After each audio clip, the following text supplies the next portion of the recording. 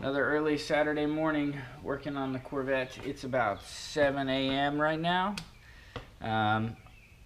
I got the rear end in the car and then bolted on, and that's really it. After that I was toast. It was over 100 degrees. Well, I think it was 96 or 97 degrees yesterday, with a relative humidity of like 93% or something, and it was just blistering hot. And I worked on the Corvette for about 9 or 10 hours solid yesterday. I didn't stop for lunch or anything. Had breakfast and just... So I got the torque tube back in there, bolted in on the engine side. Got all the harness and everything back in there for the tranny side. And then put the bolts in, or I guess put the nuts in on the rear, and that's all I got accomplished before I stopped videoing. So today I'm gonna be throwing the bushings in the control arms on the upper and the lower, so that I can put the rear end back together. That's the only thing stopping me from putting the rear end back together. And really, that's about it. So I've got to put the rear end back together, which should go together pretty quick. I've got to put the slave cylinder and master cylinder for the clutch in, and then it should basically be ready to drive. So I'm gonna get started. Just love having my own press now. I should have done this forever ago. It was only like 150 bucks, and I've dealt with way more frustration than that. So I'm going with the Energy suspension kit for the rear and for the front. They had to special order the sway bar links from Polyurethane. They didn't have them for Energy suspension, and they're not going to be here for like another 2 weeks, but that's super easy. But I actually ordered them from AutoZone because it was faster than getting them from the Energy suspension website. So we'll grab the control arms and get started.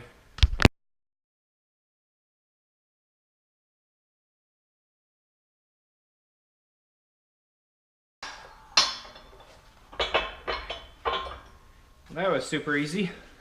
You have to actually reuse the center section of your bushings from the Energy suspension kit.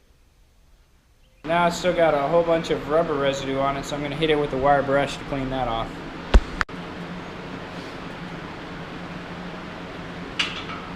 So what I ended up having to do was take a razor blade and scrape as much of the rubber as I could off, and then hit it with a wire brush.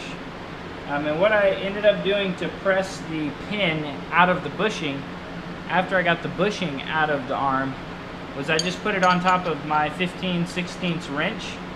And basically what that did is it let me just keep pushing all the way through without it getting stuck in a socket. So I just put it like that, pushed it through. Wasn't too big a deal.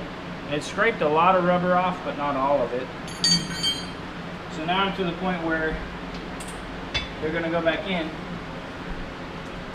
And these kits are pretty foolproof.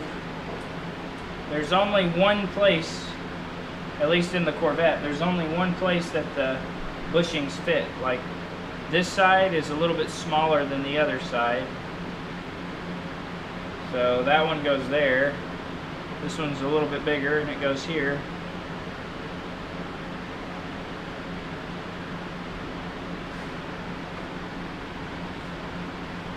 There you go.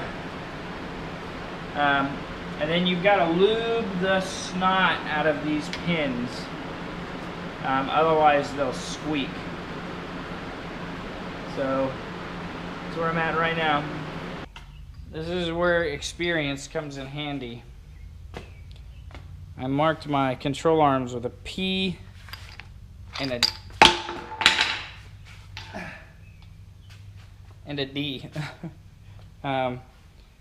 The other thing is, I lube where the pins are on the inside, and then I lube right here, because the idea is you want this to pivot, but you don't want the ball joint to pivot, or the you don't want the bushing to pivot. You want the arm to pivot on the pin. So they're going in now.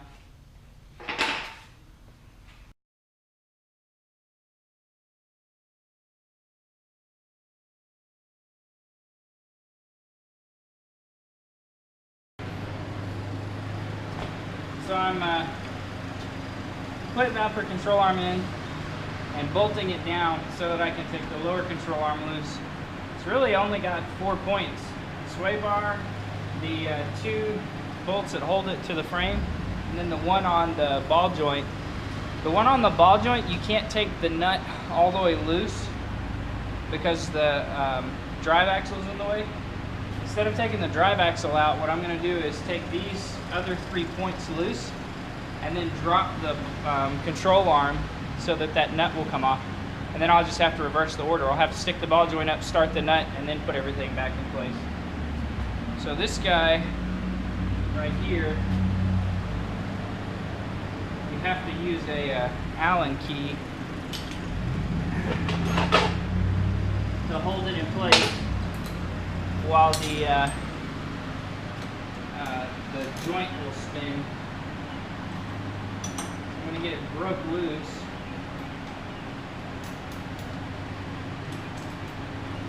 And then I'm going to probably hit it with a gun. Well, that wasn't very tight. I just get that with the ratcheting wrench instead of the gun.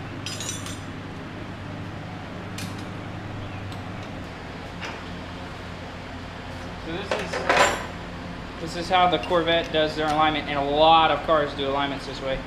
It's got a bolt that has these eccentric cams, so and the control arm has a slot in it. So basically, when I turn this, it moves in the slot to adjust the control arm.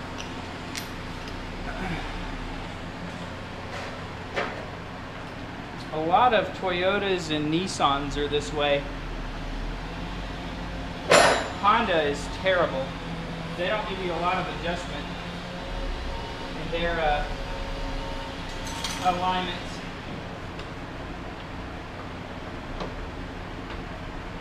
Anybody that's ever done a lowered Honda can vouch for that. You have to buy all kinds of custom control arms and stuff. There we go. All I did was use the nut to pop it loose. Just kept threading it loose. Usually what happens is they get wedged in there. It's a tapered fit, so the control arm has a cone and the ball joint has a cone, and they fit together, and they usually get kind of pressed together a little bit. After years, see, it's an extreme taper. I'll dump this off. Something I've never seen before doing this, but the way they do it is there's actually a little ring inside the collar, and you can just see there's a ton of space, so there's movement right there. So I had to take a punch and put it through here and catch just the little lip of it and hammer on it a little bit, and it popped off, but never seen that before. So I'm just gonna pop one side off and then press it through this way and leave that other side on, but never seen that before. That's kind of interesting. Here's the contraption I have set up to press in the new bushings. Because they've got this rolled edge on both of them, they don't just slip in.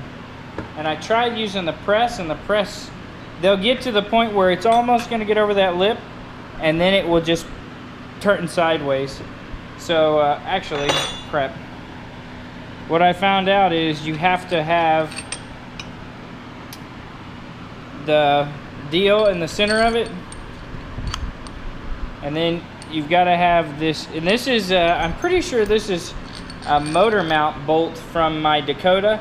Whenever I pulled it out of the junkyard, yes, they are this freaking long.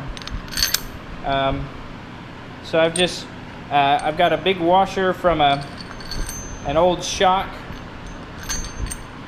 This is also, actually this might be from the top of a strut. And then to take up some space, well, what I have to do is do it like this, because it's kind of rounded. Do it like this first.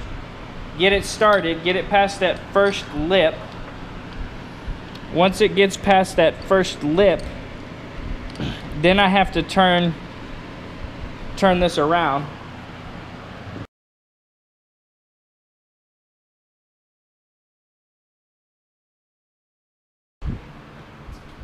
So the rear of the car is about 90% back together. I've got to put the inner fender guards back in and do these sway bar bushings. Got Poly bushings, and these are from a company called Polyurethane. They didn't have the energy suspension in this size, so apparently my particular car is a really odd size. This sway bar is not in any of the options that they offered at energy suspension. So they special ordered these from Polyurethane for me, and took them like 3 weeks to get here, but they're finally here. So I've got them for the front and the rear, so I'm going to drop these in real quick.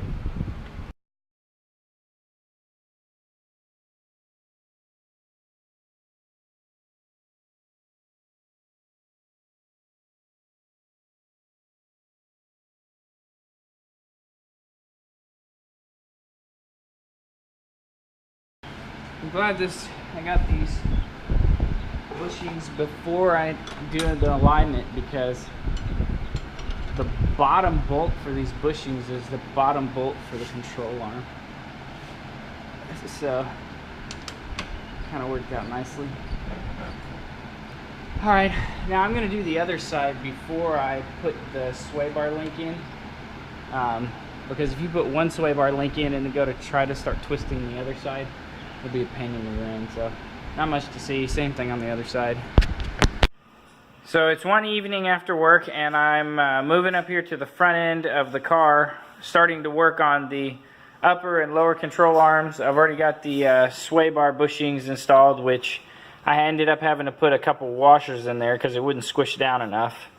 But so I'm working on this, and everything is going just basically identical to the rear of the car, with the exception of the upper control arms. So the upper control arms have this this sort of really interesting looking fastener. It's got a washer on one side, and the bushing actually goes through the middle. So bushing goes right there. Here's the interesting thing. So that goes through there like that, and then there's another one exactly opposite. So you've got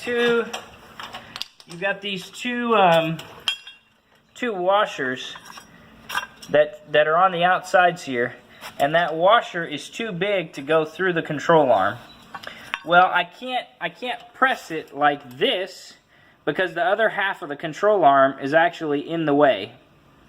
So what I had to come up with, and it's worked pretty good so far, is this sort of contraption. So basically what I did was pinched the my bearing splitter down around the bushing. So what I'm doing is I'm actually pushing on the control arm. Oh man. Sorry, bear with me. I'm doing this with one hand. So what I ended up doing is I actually have this piece of 2.5 or 3 inch black pipe laying around from another project.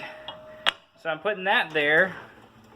I'm taking one of the pieces from my ball joint press, and and putting it like that, and then basically pushing it all the way down until the control arm is flat with those stacked steel pieces.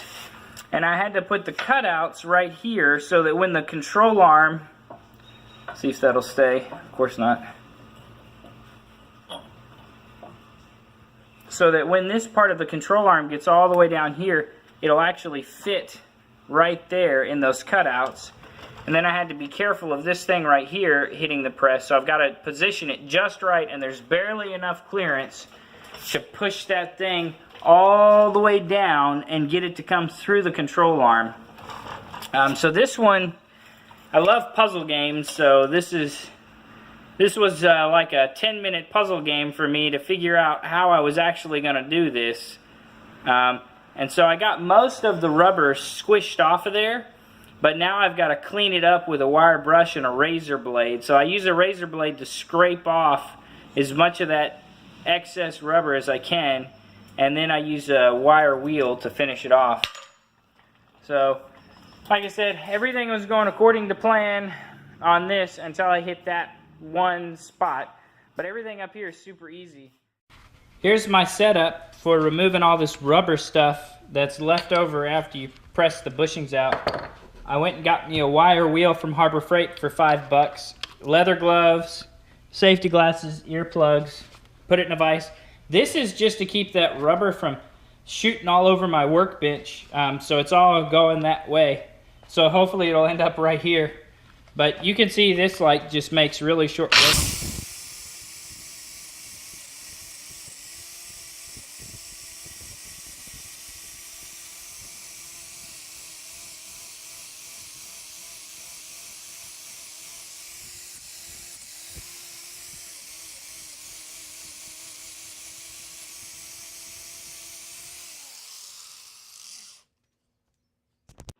Got them all shined up. This is just debris. But they're all clean. But man, look at the mess. Made it all over the floor. Now I gotta clean it up. I'm gonna show you guys just real quick how I typically do a tie rod end. So in order to keep my alignment from being super jacked and screwing up my tires before I even get to the alignment shop, you can't count your turns, because these shanks on all of the different tie rods are different size by 1/4 of an inch, 1/8 of an inch, and 1/8 of an inch on toe, especially your front toe, that's enough to wear your tires up before you go 20 miles. So basically what I do is I take the center right here of the tie rod, and the reason I do that is because the Zerk fitting will poke out of the new one, and then just measure in about 6 inches or so from the center, and then mark it around enough to where if I have to spin the tie rod a little bit, I can. And that's going to be pretty darn close, because if you're counting your threads, you could turn in, 10 threads, but then that could be the base of the new one. So this just kind of guarantees that my distance will be the same from here to the outside of this. Outer tie rod ends are probably like the easiest suspension part you can possibly replace. It is literally 2 bolts, or 2 nuts, not even bolts, just 2 nuts. So you've got the nut that holds the tie rod to the spindle, and then you have the nut on the inside here, the jam nut, that holds it to the inner tie rod, and that is literally it. The trick comes sometimes when they're frozen and you have to be inventive on how to get it loose, but that's it right there. I remember when I was a mechanic, we used to charge $80 labor to change somebody's outer tie rod. See, that one's froze up a little bit. I don't know why they always have the inner tie rod end as a 13 millimeter because it almost always just rounds off, even if they're kind of like loose. See?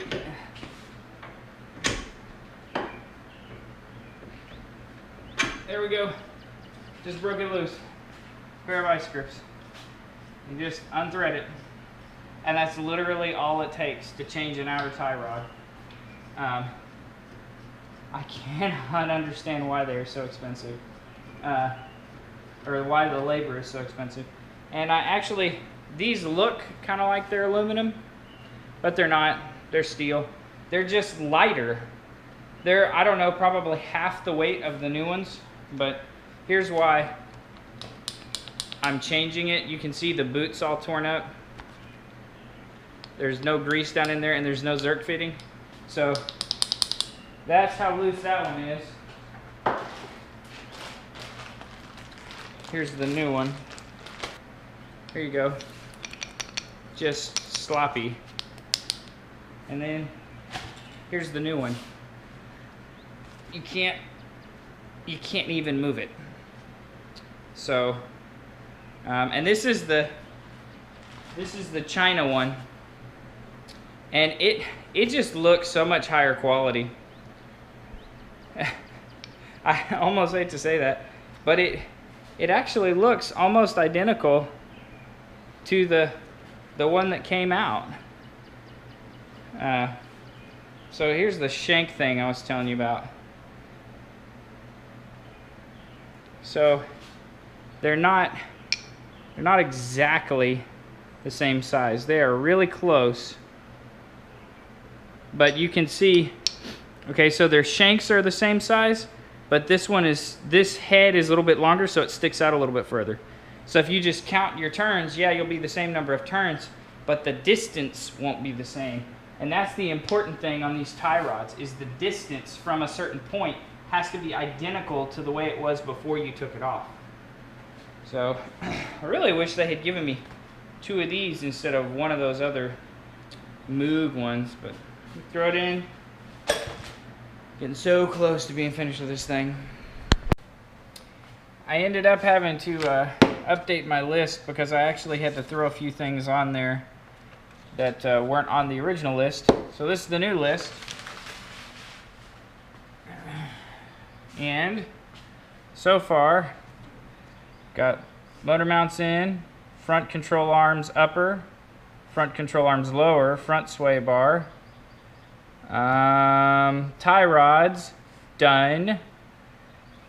So I've still got to put in the factory fuel adapters, which I decided I'm going to use those steel braided lines that came with the fuel pressure regulator. So what I did is I bought me some of these.